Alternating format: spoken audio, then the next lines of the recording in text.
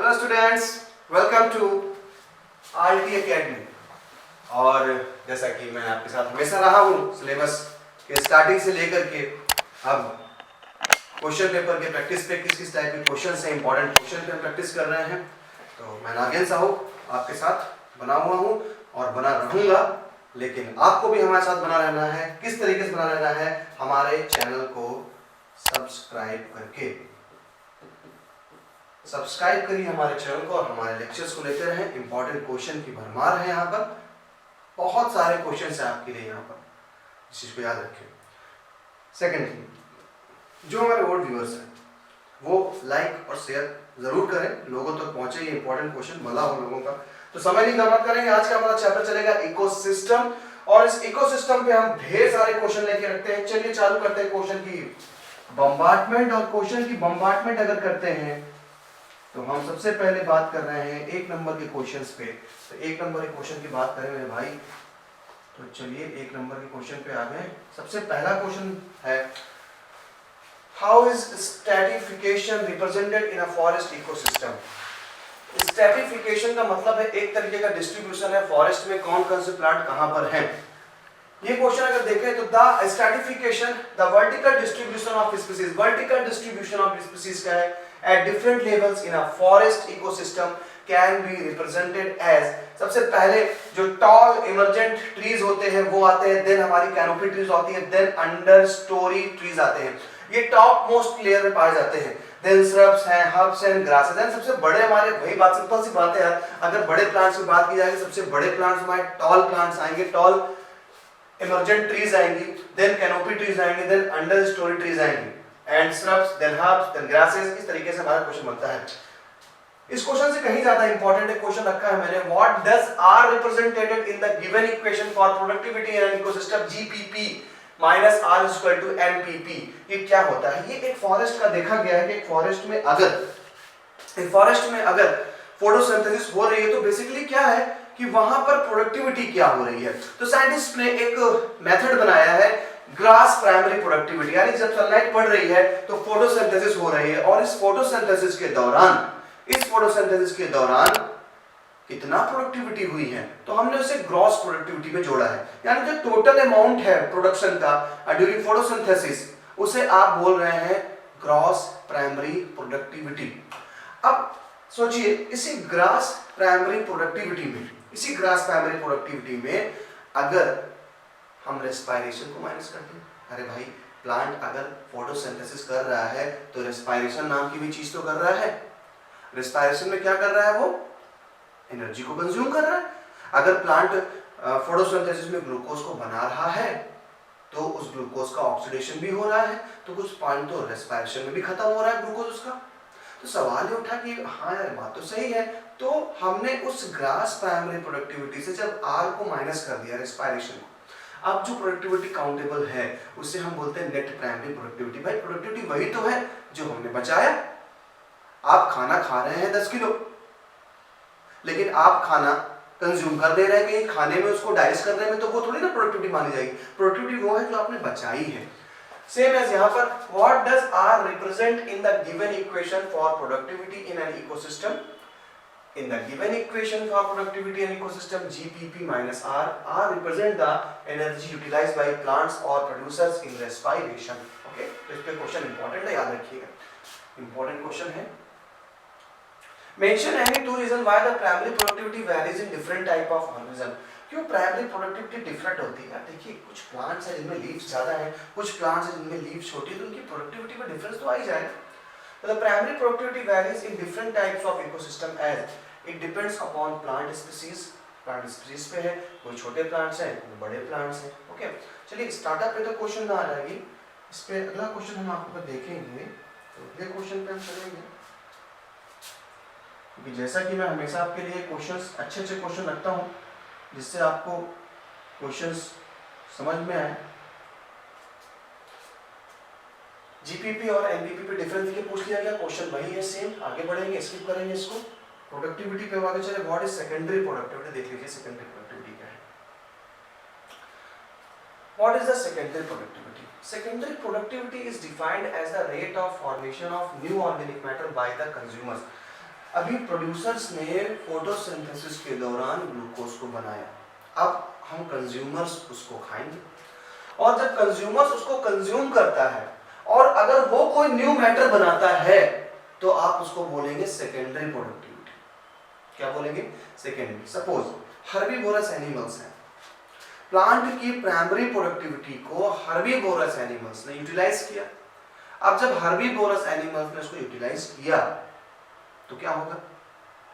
होगा ये कि अगर काऊ है तो काऊ ने घास खाई, लेकिन काऊ भी तो कुछ प्रोडक्ट कर रही है, क्या दे रही है? मिल्क दे रही है। मिल्क दे रही है तो मिल्क क्या है? Secondary productivity. ओके, आगे चलिए। All the primary productivity is not available in a herbivore, give one reason. कह रहा all primary productivity is not available in herbivore. All the primary products is not available herbivore because considerable amount is utilized by the plants in respiration while some is lost as heat into environment. What is net primary productivity? Repeat होता है। 2 number के question पे चलते हैं। Differentiate between the detrovirus and decomposers. Difference between detrivore and decomposers ये क्या है? देख लीजिए। Detrivore is an organism that breaks down the detritus into smaller particles, यानी कि fragments में। Detrivore वो है जो बड़े बड़े पार्टिकल को छोटे पार्टिकल्स में ब्रेक डाउन कर रहा है। लाइक एक पत्ता पेड़ से टूट के गिरा, सॉइल पे पड़ा, ग्राउंड पे पड़ा। अब ग्राउंड पे कुछ इंसेक्ट के लार्वा, कुछ इंसेक्ट अर्थवर्म जैसे उस लीफ को थोड़े थोड़े पार्ट में ब्रेक कर दिया, छोटे छोटे पीसेस में ब्रेक कर दिया। तो छोटे छोटे पीसेस में ब्रेक हो रहा है, इसको डेट्रीवोर बोलते हैं। इसी को डेट्रीवोरस कहेंगे। एनिमल का नाम है detritivore. Detritivore is the process. Decomposers क्या है? Decomposer is an organism which does enzymatic degradation of detritus into simpler inorganic substance like some fungi, like some bacteria. तो अर्थवर्म जैसे बड़े ऑर्गेनिज्म ने छोटे छोटे पीस में तोड़ा, अब उन छोटे छोटे पीसेस को जो डिकम्पोज कर रहे हैं एंजाइम की हेल्प से, वो हो गए डिकम्पोजर्स। ओके, 3 मार्क के क्वेश्चन पे आगे बढ़ते हैं। चलिए भाई 3 मार्क पे आ जाइए। स्पीड थोड़ा इसलिए रखता हूँ कि हमें ठीक ठाक टाइम में अच्छे से क्वेश्चन पढ़ डालने हैं। ज़्यादा क्वेश्चन देखते हैं, कैसे भी हम ज़्यादा से ज़्यादा क्वेश्चन देखें। Question what is primary productivity repeat मार रहा है, कोई मतलब नहीं है। 5 मार्क पे चले। How is detritus decomposer step by step different agent and made available nutrient to plant. सबसे पहले आप इस क्वेश्चन का दूसरा क्वेश्चन देखिए, बहुत ही ज्यादा इंपॉर्टेंट क्वेश्चन है। Describe the process of decomposition of detritus under the following head. आपसे कह रहा है कि जो हम लोग कहते हैं कि डिकम्पोज कर दिया जाता है चीजों को, आखिर उस डिकम्पोजिशन के लिए स्टेप कौन कौन से हैं, तो याद रखिए। डिकम्पोजिशन जो कि आप एक बहुत ही सिंपल लैंग्वेज में बोल देते हैं कि कोई चीज़ है वो डिकम्पोज हो गई और सिंपल इनऑर्गेनिक पार्ट में डिवाइड हो गई। उसके लिए स्टेप्स क्या देखिए। पहला स्टेप आपने करना पड़ता है फ्रेगमेंटेशन। तो फर्स्ट स्टेप इज फ्रेगमेंटेशन। क्या कह रहा है फ्रेगमेंटेशन में? फ्रेगमेंटेशन में कह रहा है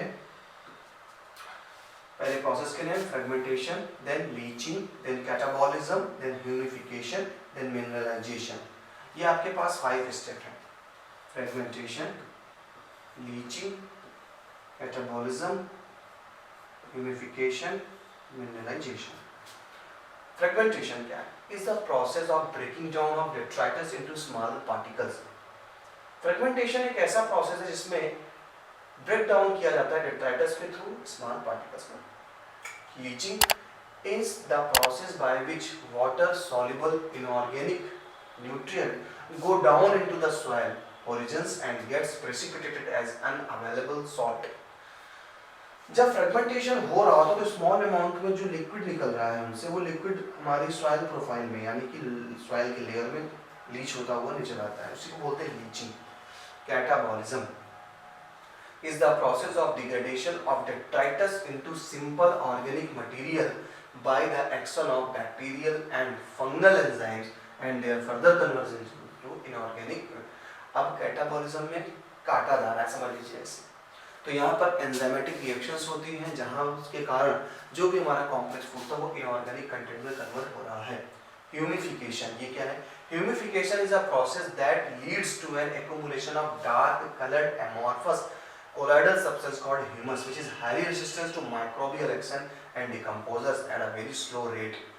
देखिए यहाँ पर क्या ह्यूमिफिकेशन में अब जो हमारा कैटाबॉलिज्म के बाद जो पार्ट थे डेट्राइटस के, उन डेट्राइटस पे हमारा एंजाइमेटिक रिएक्शंस हो रही है, वो बैक्टीरिया के थ्रू हो रही है, फंजाई के थ्रू हो रही है, जो डिकम्पोजर्स है उनके थ्रू। तो जब उनके थ्रू किया जा रहा है तो जो होता है उनकी बॉडी तरीके से डार्क कलर में कन्वर्ट हो जाती है। कोई भी डेड पार्ट हो, बॉडी का हो, एनिमल का हो, प्लांट का हो, वो डार्क पार्ट में कन्वर्ट हो जाती है। और जब डार्क पार्ट में वो कन्वर्ट हो जाती है तो वो बना देती है ह्यूमस।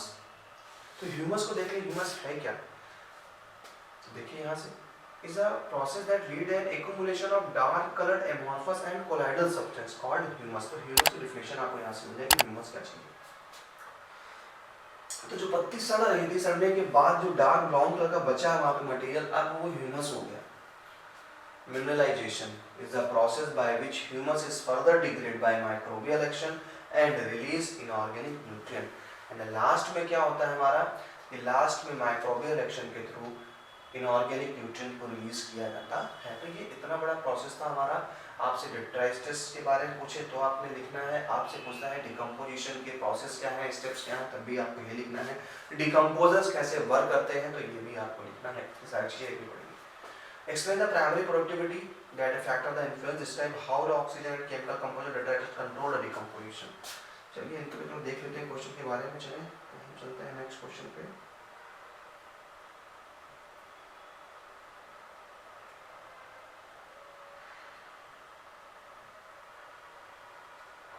क्या कहता है क्वेश्चन?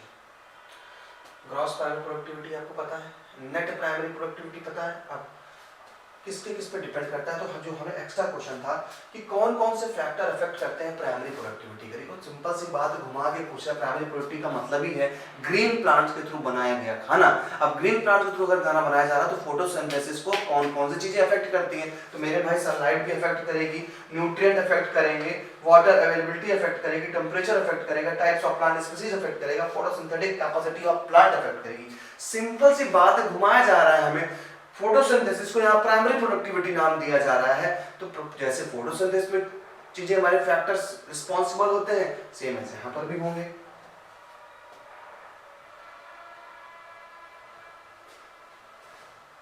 चलिए बात करते हैं एनर्जी फ्लो पे। एनर्जी फ्लो क्या है? एनर्जी फ्लो पे बात करें तो energy flow state what does standing crops of a trophic level represent. देखिए ट्रॉपिक लेवल रिप्रेजेंट पे दिल्ली में 2013 में क्वेश्चन पूछा गया। Standing crop represent the total mass of living material और energy content of all the organism of a trophic level particular time and location. कह रहा है स्टैंडिंग क्रॉप क्या रिप्रेजेंट कर रहा है? Total mass of living material. Total mass of living material, जितना भी लिविंग मटेरियल में मास है उसे हम क्या बोलते हैं? स्टैंडिंग क्रॉप बोलते हैं। क्रॉप का मतलब यहाँ फसल से मत लगा लेना और स्टैंडिंग से मतलब खड़ा मत लगा लेना। ये एक तरीके का दिखाया जा रहा है कि ट्रॉफिक लेवल में कितने ऑर्गेनिज्म है। ट्रॉफिक लेवल क्या है? ट्रॉफिक लेवल की बात करें तो एक फूड चेन नाम की चीज होती है। सपोज ग्रास को ग्रासहोपर खाता है, कौन सी फूड चेन है? ग्रासहोपर को फ्रॉग खाएंगे, फ्रॉग को हमारे स्नेक खाएंगे, बहुत से लोग कहेंगे स्नेक को पिकॉक खाएंगे, कोई दिक्कत नहीं। अब ग्रासेस है तो ग्रासेस कितनी ग्रासेस है? ये पहला ट्रॉफिक लेवल है, इसको बोलते हैं first trophic level. First trophic level, then second trophic level, third trophic level and fourth trophic level. ये ट्रॉफिक लेवल्स होते हैं। फूड चेन में मौजूद हर एक फूड, हर एक ऑर्गेनिजम्स जो एक दूसरे को खाते हैं उनको ट्रॉफिक लेवल कहते हैं। To be eaten and being eaten. तो फर्स्ट ट्रॉफिक लेवल में ग्रास। अब कह रहा है यहाँ पे कितने स्टैंडिंग क्रॉप्स है, कितने ग्रासहोपर, कितने स्टैंडिंग क्रॉप है, इससे मतलब लिया जा रहा है। देखिए standing crop represent the total mass of living material और energy content all the organisms of a trophic level at a particular time। okay, एक trophic level पे कितने standing crops हैं। what is detritus food chain made up of? how do they meet their energy? आपको बता चुका हूँ question में। mention the role of pioneer species। माफी चाहता हूँ, प्राइमरी सक्सीजन सिलेबस से इस बात से हटा हुआ है, तो सक्सीजन पे हम कोई भी क्वेश्चन चर्चा नहीं करेंगे। एंड आपके लिए क्वेश्चन देखते हैं स्टैंडिंग क्रॉप पे। चलिए आ जाइए, क्वेश्चन यहाँ इंपॉर्टेंट है।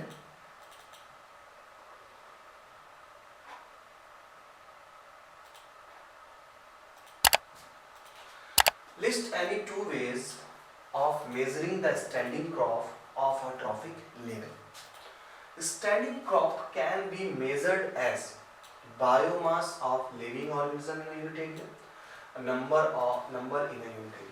कह रहा है स्टैंडिंग क्रॉप किस पे मेजर किया जाएगा? सिंपल सी बात है, biomass of living organism in a unit area, वहां पे लिया जाएगा, या number in a unit area के बिहार पे हम स्टैंडिंग क्रॉप को मेजर करते हैं। चलिए अगला क्वेश्चन आता है हमारे पास। क्वेश्चन कहता है apart from being a part of food chain, predators play other important roles. Mention any two such roles supported by examples. Predator का क्या रोल है? तो प्रेडेटर के रोल के बारे में हम लास्ट चैप्टर में भी अभी क्वेश्चन आंसर डिस्कस कर रहे थे, तो हम वहां प्रेडेटर के बारे में चर्चा कर रहे थे। प्रेडेटर पहली बात तो मेंटेन करता है प्रे की पॉपुलेशन को, आपको याद आ गया होगा, प्रे की पॉपुलेशन को मेंटेन कर रहा है। Second thing, indicating ecological distribution as predators, indicate करता है इकोलॉजिकल डिस्ट्रीब्यूशन पे, as predator are small in number and highly sensitive to ecological changes owing to their excessive adaptation.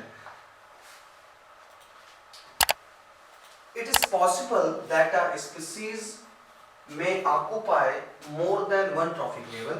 कह रहा है क्या है पॉसिबल है, कोई स्पीसीज एक से ज्यादा ट्रॉफिक लेवल में हो सकती है, यानी वो पहले ट्रॉफिक लेवल पे भी है, दूसरे पे भी है, ठीक है। At the ecosystem, explain with the help of one example. तो चलिए आंसर देखते हैं इनका। कहते हैं यस, हाँ ये पॉसिबल है। The trophic level of species represent the functional level of species in the energy flow.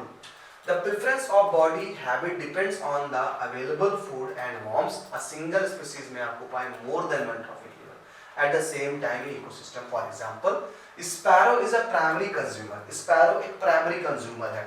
It eats seeds and secondary consumer when feeds on the insect and worms. अभी sparrow क्या है? Simple सी बात है कि sparrow अभी अगर plants खा रही है, प्राइमरी कंज्यूमर है।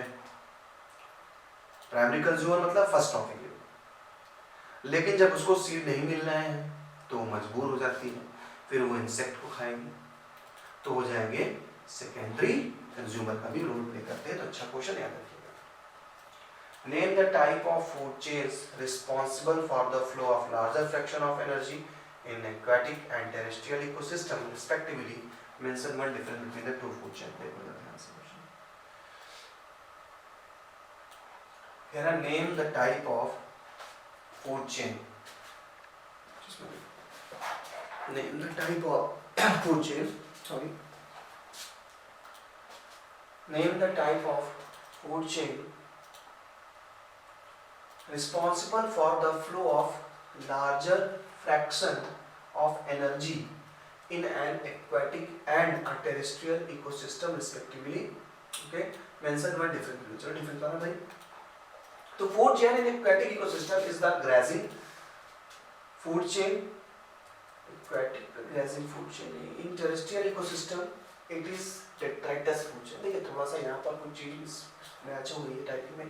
फिर food chain is aquatic ecosystem का grazing food chain नहीं, aquatic इकोसिस्टम में जो फूड चेन चलती है वो डेट्राइटस फूड चेन चलती है, एंड टेरेस्ट्रियल पे ग्रेजिंग फूड चेन चलेगी। ग्रेजिंग फूड चेन क्या होगा? Transfer of energy start from producers. तो भाई अगर टेरेस्ट्रियल इकोसिस्टम पे जाओगे जमीन पे तो प्लांट तो होते हैं वहां पे प्राइमरी प्रोड्यूसर्स, तो transfer of energy starts from producers. और जब डेट्राइटस में transfer of energy starts from detritus यानी ऑर्गेनिक मैटर से, डिकम्पोजिंग ऑर्गेनिक मैटर से फूड चेन स्टार्ट हो रही है। Less energy flow through this, इधर more energy flow through this. In aquatic ecosystem it is the major conduit for energy transfer. In terrestrial ecosystem is the major conduit for energy transfer. चलिए आगे चलते हैं। Standing crop के question हो चुके हैं। Draw the pyramid of biomass. Pyramid of biomass पे चल रहे हैं। क्वेश्चन देख लीजिए, इसका आंसर नेक्स्ट पेज पे दिखाता हूं आपको। कह रहा है explain standing crops. We know that what is standing crops. Second question, draw a pyramid of biomass where a small standing crop of phytoplankton support a large standing crops of zooplankton in the sea, यानी आपसे एक marine ecosystem का biomass के number पे ecological pyramid पूछ रहे हैं। तो चलिए बता दिया जाए आपको इकोलॉजिकल पिरामिड के बारे में।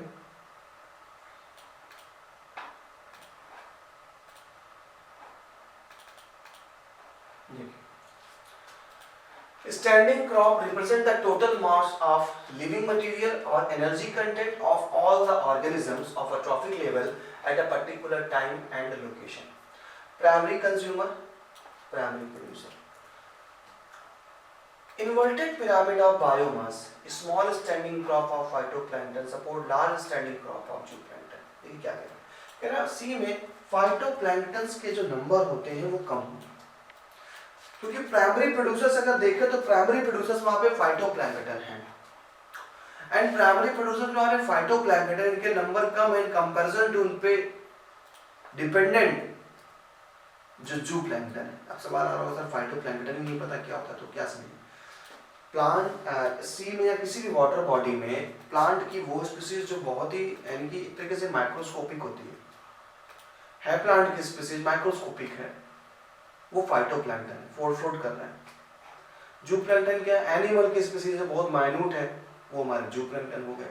तो फाइटोप्लैंक्टन के नंबर कम है लेकिन उस पर डिपेंडेंट जूप्लैंक्टन ज्यादा है, तो ये पिरामिड जो होता है इन्वर्ट हो जाता है, इसको इन्वर्ट पिरामिड कहते हैं।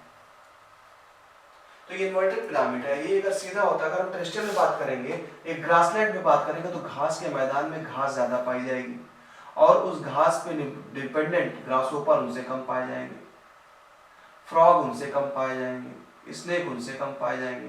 तो ये बन जाता है क्या अपराइट पिरामिड। ये अपराइट हो गया और ये इन्वर्टेड पिरामिड हो गया। Okay, construct a grazing food chain and detritus food chain using, यहाँ पे क्वेश्चन बड़ा इंपॉर्टेंट आ रहा है, ध्यान दीजिएगा जरा क्वेश्चन पे।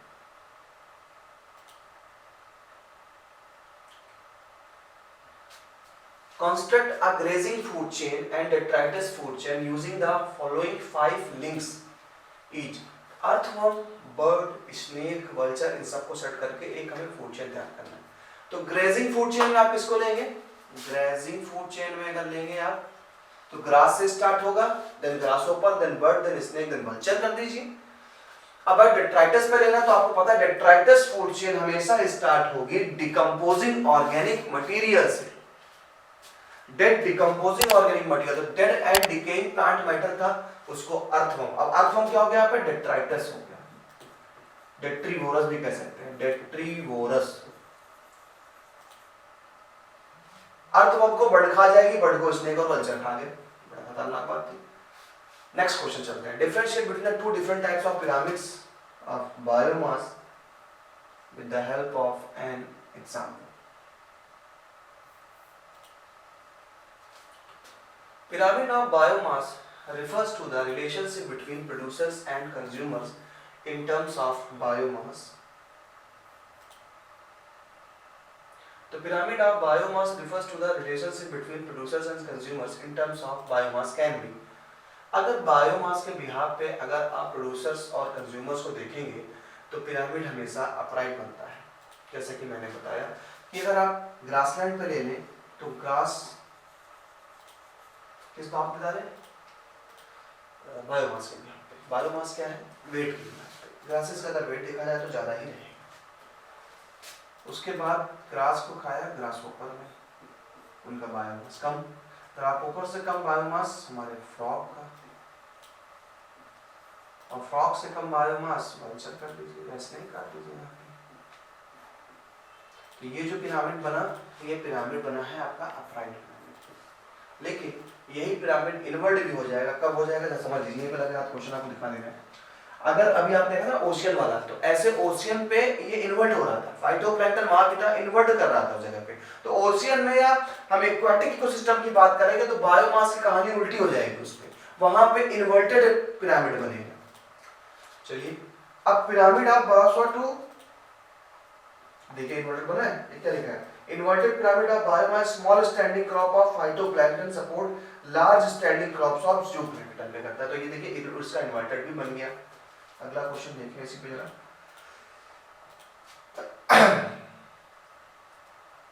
अगले क्वेश्चन पे आ गया। अब पिरामिड पे इस पे क्वेश्चन है,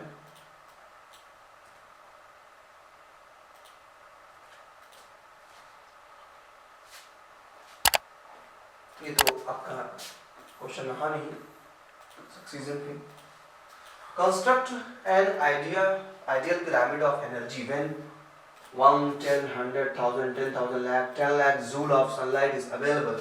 ये क्वेश्चन बहुत ही इंपॉर्टेंट है और पूछा गया कई बार आपने, कह रहा है अगर सनलाइट में 10 लाख जूल एनर्जी सनलाइट से मिलती है प्लांट को,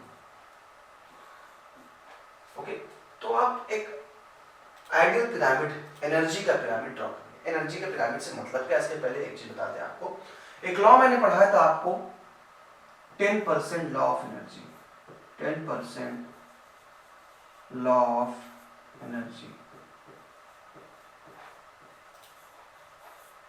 10% law of energy Raymond Lindeman ने बताया था कि एक ट्रॉफिक लेवल से दूसरे ट्रॉफिक लेवल पर जब एनर्जी पहुंचती है तो 90% एनर्जी लॉस हो जाया करती है, 90% एनर्जी लॉस हो जाएगी, केवल 10% एनर्जी ही वो अपने पास स्टोर कर पाता है। कैसे? मान लीजिए एक ग्रास होपर खाता है, अब आप मेरे साथ ये एग्जाम्पल दूसरा ले लें, प्लांट्स को डियर खाती है, डियर को और भी लायन खाएगा, टाइगर खाएगा। अब जब प्लांट डियर को खाता है, सॉरी डियर खाते हैं प्लांट्स को, हाँ उल्टा सीधा खा लेगा भाई, प्लांट्स अगर डियर प्लांट्स को खा रहा है तो डियर ने जितने प्लांट्स खाए हैं उस खाने में उसने अपनी एनर्जी वेस्ट करी है, उसको सर्च करने के लिए एनर्जी वेस्ट करी है, उसको डाइजेस्ट करने में एनर्जी वेस्ट करी है। तो अगर प्लांट्स को खाकर के उसको एनर्जी मिलनी चाहिए थी सपोज 100 जूल, तो 100 जूल उसकी रियल एनर्जी नहीं है, बाकी एनर्जी तो उसने कंज्यूम भी करी है, अपना वेस्ट भी करी है, उसने in the form of heat के फॉर्म में वेस्ट करी है। तो जब उसने इस फॉर्म में वेस्ट करी है एनर्जी, तो वो कहाँ इंक्लूड की जाएगी? इसके लिए बताया लिंडेमैन ने कि 90% एनर्जी वो खो देगा, केवल 10% एनर्जी ही वो अपने बायोमास बनाने में लगाएगा, यानी 10% से ही उसने अपना बायोमास बनाया। जब डियर को लॉयन खाएगा, अपनी लाइफ साइकिल में कई लॉयन डियर को खाते हैं लॉयन, तो लॉयन को खाने के लिए दौड़ना पड़ता है, उसको दिखते हैं ना कैसे प्रेडेशन करता है, और हर बार हाथ भी नहीं आता प्रेडेशन में, तो जिसके लिए इसको वर्कआउट करना पड़ता है, पहले डिगर के लिए हंटिंग करेगा, फिर खाएगा, फिर उसको डाइजेस्ट करने में दिन लगेंगे। तो ये जो प्रोसेस है इसमें इसने कंज्यूम करी अपनी बहुत सारी एनर्जी। तो कहा जा रहा है कि जो 10% एनर्जी है लॉयन को भी 10% मिलेगी, उसका overall 90% in the form of heat, in the form of respiration वो लॉस हो जाया करती है। यानी देखा जाए एक ट्रॉफिक से दूसरे ट्रॉफिक लेवल पे हमेशा एनर्जी कंज्यूम होती जाती है, यानी कि एनर्जी लेवल गिरता जाता है। इतनी बात समझ में आ गई? यानी प्रोड्यूसर के पास सबसे ज्यादा एनर्जी, यानी प्लांट के पास सबसे ज्यादा एनर्जी, प्राइमरी कंज्यूमर के पास उससे थोड़ा कम, टर्सरी उससे कम कम होती चली जाती है।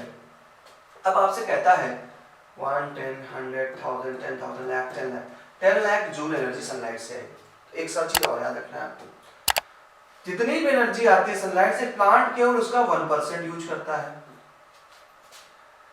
सन के पास भले 10 लाख जूल एनर्जी हो, लेकिन प्लांट केवल 1% एनर्जी को ही यूज करता है, सिर्फ 1% एनर्जी को। तो इन्होंने 1% एनर्जी को यूज किया, तो प्लांट के पास कितना पहुंचा? 1, 10, 100,000, 10,000 पहुंचा, 10,000 जूल इनके पास पहुंचा। अब हर एक का 10% निकालते हैं, कम करते हैं, यानी 1 0 कम करते जाइए, देखिए 0 कम हुआ, 1000 जूल, 100 जूल, तो हर में देखिए क्या 10% इनके मिल रही है, 90% तो खत्म हो रही है। तो हर एक जो भी एनर्जी दी जाए एग्जाम में उसका 10% निकाल करके प्राइमरी कंज्यूमर को भेजिए, प्राइमरी कंज्यूमर का 10% निकाल के सेकेंडरी कंज्यूमर, सेकेंडरी कंज्यूमर का 10% निकाल के टर्सरी कंज्यूमर, एंड एटलीस्ट ये आपका एक चार्ट तैयार हो जाएगा। Construct of pyramid of biomass starting with the phytoplankton, अभी पढ़ चुके हैं हम लोग फाइटोप्लैंक्टन के बेस्ड क्वेश्चन को। क्लियर? नेक्स्ट पेज पे serial differentiate between primary secondary ecological succession. Okay ठीक है, तो ये नहीं है। मैं आपके लिए क्वेश्चन के देखता हूँ बढ़िया से क्वेश्चन पिरामिड्स वाले। पिरामिड सेक्शन चेक हो चुके हैं। Upright pyramid expansion. चलिए एक क्वेश्चन देख लीजिए फिर से कैसे घूम के आपके पास आता है।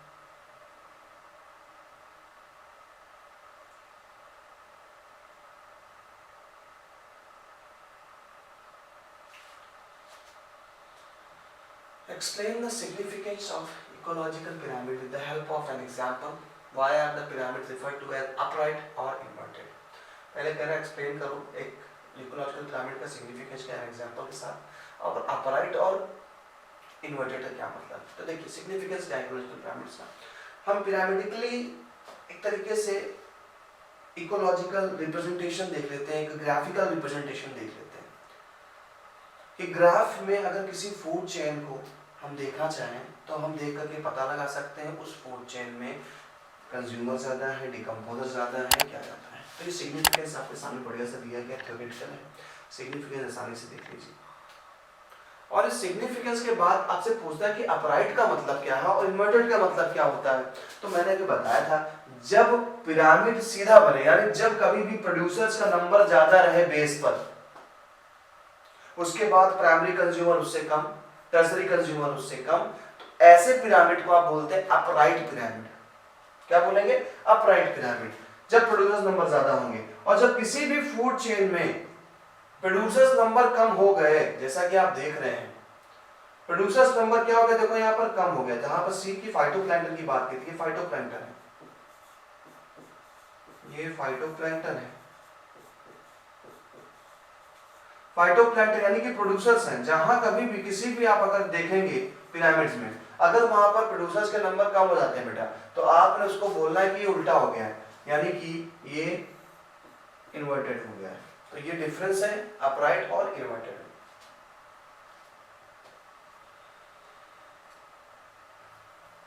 देख लीजिए क्वेश्चन में, अगर आपको और मैं बताऊं कुछ अच्छे क्वेश्चन देखता हूं आपके लिए।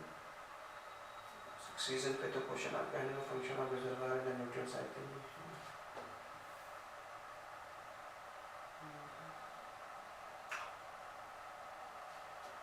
कार्बन साइकिल में है,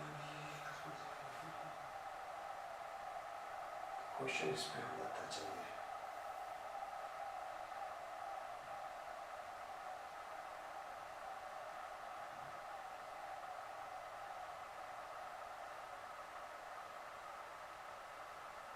क्या कहता है क्वेश्चन, ड्रा अ सिंप्लीफाइड मॉडल। सॉरी ये कहाँ से मॉडल है, न्यूट्रिएंट बात करनी थी हमें, न्यूट्रिएंट की बात करनी थी, रिजर्वायर पूछता है, प्रोड्यूसर्स कंज्यूमर्स पे बात करनी थी, कंज्यूमर है ना।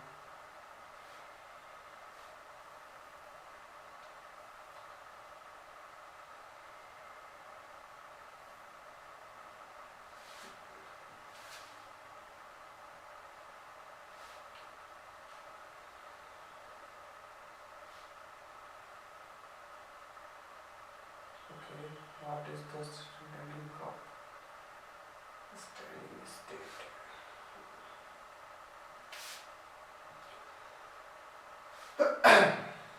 क्वेश्चन पे चर्चा करनी है आपसे।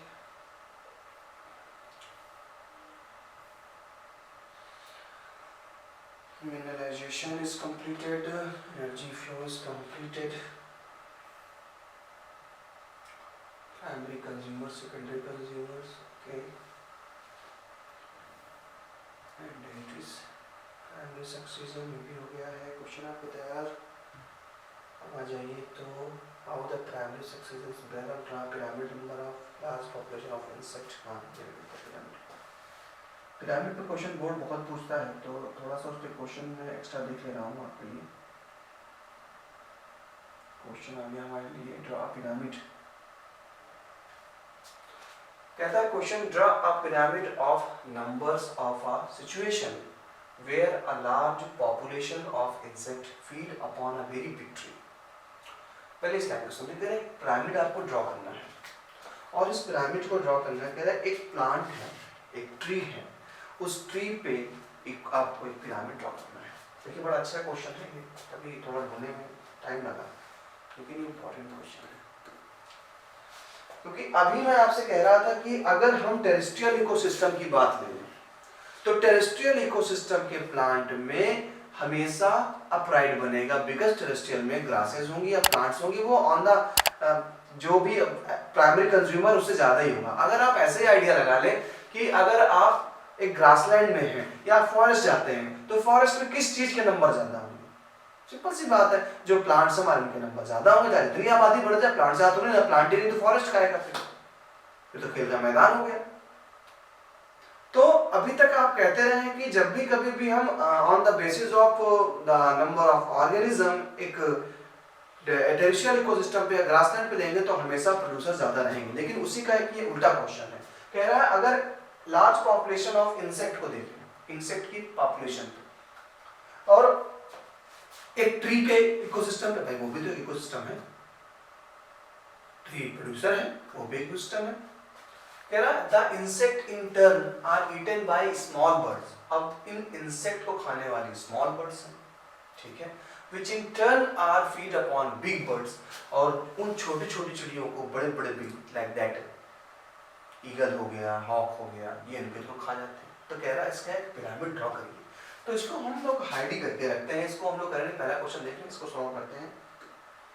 तो अगर आप पहले क्वेश्चन पे गए हैं तो आपसे बोला गया कि हमें एक चीज याद रखनी है, सबसे पहले इंसेक्ट, सबसे पहले हमें इंसेक्ट को पकड़ना है, हमने लिया इंसेक्ट, ओके। सेकंड स्टेप पे हमें याद रखना है कि इंसेक्ट को खाने वाले जो है वो स्मॉल बर्ड्स हैं, स्मॉल बर्ड्स, और स्मॉल बर्ड्स को खाने वाले लार्ज बर्ड्स।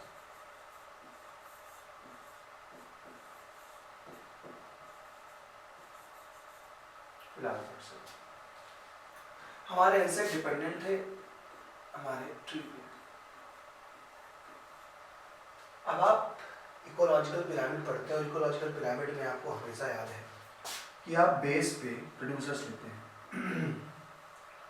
बेस पे आप प्रोड्यूसर्स लेते हैं।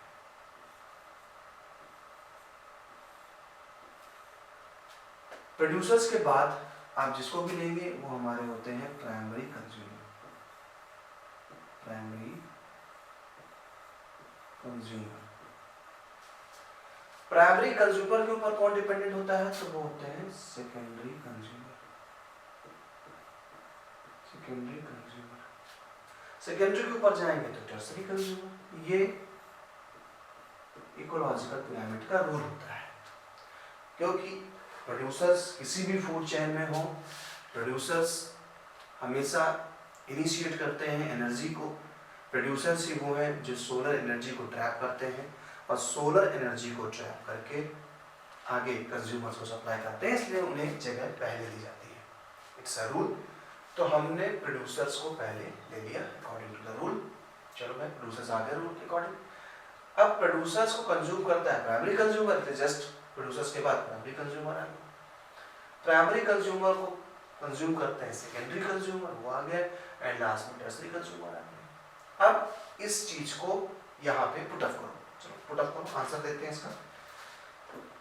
तो आंसर की बात करते हैं हम। आंसर ये आ गया आंसर। आंसर क्या कहता है? आंसर कह रहा है कि प्रोड्यूसर्स को नीचे रखो। चलो भाई हमने ट्री को नीचे रख दिया, ये हमारी ट्री आ गई। ट्री, एक ट्री की बात कर रहे हैं, जंगल की बात कर रहा, थोड़ा प्रोड्यूसर्स को बड़ा कर देते, लेकिन एक ट्री की बात कर रहा, पर्टिकुलर एक पेड़ है उसकी बात कर, तो ट्री को रख दिया। अब कह रहा है इस ट्री पे इंसेक्ट है। अब यार एक पेड़ पे कितने इंसेक्ट हो सकते हैं आप अंदाजा लगाइए, बहुत इंसेक्ट हो सकते हैं। तो एक ट्री पे ढेर सारे इंसेक्ट सर सिंपल सी बात है, हमें बड़ा बनाना पड़ेगा, मैटर है ढेर सारे इंसेक्ट का।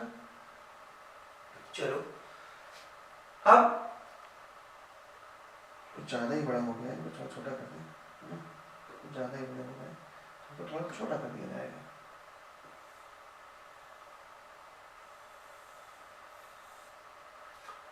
अब कह रहे हैं कि उस इंसेक्ट को खा रही है स्मॉल बर्ड्स। अब एक पेड़ पे न जाने कितनी स्मॉल बर्ड्स से आती होंगी, इंसेक्ट खाती होंगी, चली जाती होंगी, उड़ के दूसरे पेड़ पहुंच गई। यानी एक पेड़ पे पाए जाने वाले इंसेक्ट को खाने वाले न्यूमरस बर्ड्स आती होंगी, यानी बर्ड्स का नंबर इनसे ज्यादा हो गया, बर्ड्स का नंबर इनसे ज्यादा हो गया। तो यहाँ पर लिखते चलिए अंदर साथ में, क्या लिया आपने, ट्री था, देन इंसेक्ट थे, देन आपकी स्मॉल बर्ड्स थी, स्मॉल बर्ड्स थी, एंड लास्ट कंडीशन पे खाने वाली इनको बड़ी बड़ी बर्ड्स थी, लार्ज बर्ड्स।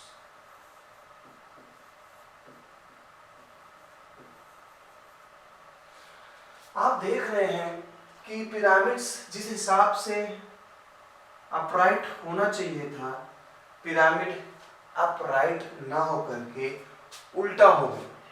जहां प्रोड्यूसर ज्यादा होते हैं ग्रेजिंग फील्ड में या फॉरेस्ट में, अब एक पेड़ के इकोसिस्टम की बात कर दी तो वो तो भाई अकेला ही है बेचारा, तो वो तो बेचारे छोटे हो गए। उस पर रहने वाले इंसेक्ट उनसे ज्यादा थे, उन्होंने ज्यादा जगह मार दी। स्मॉल बर्ड्स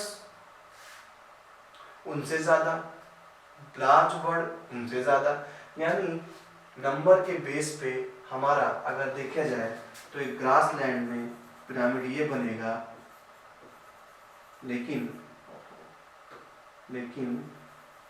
एक ट्री के इकोसिस्टम पे देखें, ट्री का इकोसिस्टम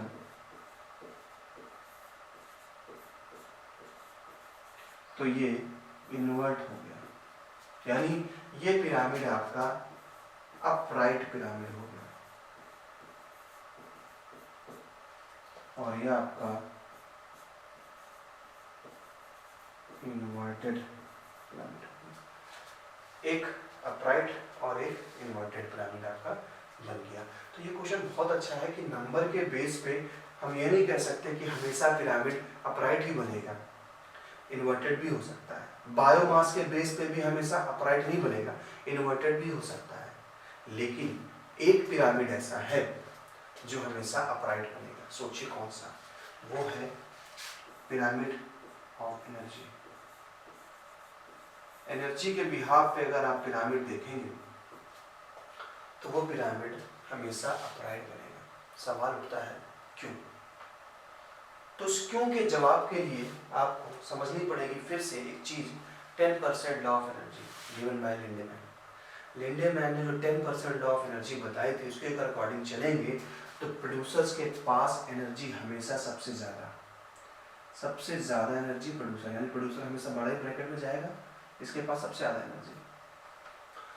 हर एक लेवल में 90% कम होता जाएगा, यानी हर एक लेवल में एनर्जी लेवल लो लेशर, है ना, कम होती जाएगी। इसलिए अगर एनर्जी के बिहाफ पे पिरामिड आप ड्रॉ करेंगे तो वहां पर हमेशा पिरामिड आपको अपराइट ही मिलेगा। ये क्वेश्चन अपने दिमाग में रखिएगा। तो इकोसिस्टम के इस चैप्टर में क्वेश्चन तो हमने जाने, और देखा जाए तो इस चैप्टर में अधिकतर क्वेश्चन हमारे पिरामिड्स पे बेस्ड रहे। कुछ ट्रॉपिक लेवल पे बेस्ड रहे कि ट्रॉपिक लेवल क्या होता है, उस पर भी हमने क्वेश्चंस स्टार्टिंग में देखे।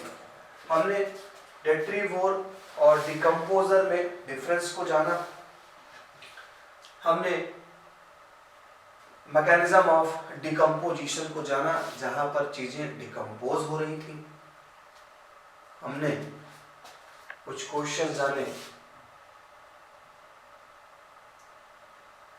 फूड चेन के बारे में, हमने स्टैंडिंग क्रॉप्स के बारे में भी चर्चा करी, फिर हमने पिरामिड्स जाने on the basis of number, on the basis of biomass. तो यहाँ पर आपने एक चर्चा बहुत सुनी फाइटोप्लैंक्टन और जूप्लैंक्टन के बारे में। तो वो एक्वेटिक इकोसिस्टम है और एक्वेटिक इकोसिस्टम भी हमारा इनवर्ट बनेगा on the basis of biomass. And देखा जाए तो इस तरीके से हमने क्वेश्चन की अच्छी वैरायटी को देखा। और ये लास्ट क्वेश्चन बहुत अच्छे से समझना है आपको, क्योंकि इस क्वेश्चन में बहुत सारी चीज़ें थी, तो आराम से पॉज करके देखिएगा। एंड इस तरीके से आपको प्रैक्टिस करते रहना है हमारे साथ। क्वेश्चन जो भी बताए जा रहे हैं बोर्ड में निश्चित तौर पे क्वेश्चन पूछे जाएंगे, और ये खुद जब पेपर होगा तो मैं पेपर डिस्कस करूँगा। अगर आप मन लगा के करें काम तो काफ़ी अच्छे क्वेश्चंस आपको मिल रहे हैं। चैनल हमारा IT अकेडमी है, जैसा कि आपको बताया गया। तो thanks for watching again. And हमारे लेक्चर्स को कंटिन्यूसली आपने पाना है तो सब्सक्राइब कर लीजिए, बेल आइकन की बेल दबाइए, बटन सब्सक्राइब करें चैनल, आपको नए नए लेक्चर्स हमारे एकेडमी की तरफ से दिए जाएंगे। तो आज का हमारा लेक्चर बेस्ड था इकोसिस्टम पे। एंड नेक्स्ट लेक्चर हमारा लास्ट चैप्टर जो कि बचा है क्वेश्चन आंसर में, और वो चैप्टर है बायोडाइवर्सिटी एंड कंजर्वेशन। बहुत ही इंपॉर्टेंट चैप्टर है, वहाँ पर भी बहुत सारे क्वेश्चन बोर्ड में पूछे गए हैं। स्पीसीज एरिया रिलेशनशिप पे, रीवेट पॉपर हाइपोथेसिस पे बहुत सारे क्वेश्चंस हैं। तो वो हम क्वेश्चन डिस्कस करेंगे अपने नेक्स्ट लेक्चर पे। और तब तक के लिए आपको ध्यान से पढ़ना है, अच्छे से पढ़ाई करनी, क्योंकि अब हम आखिरी चैप्टर की तरफ बढ़ रहे हैं। तो मुलाकात करेंगे नेक्स्ट लेक्चर में, तब तक के लिए बाय बाय।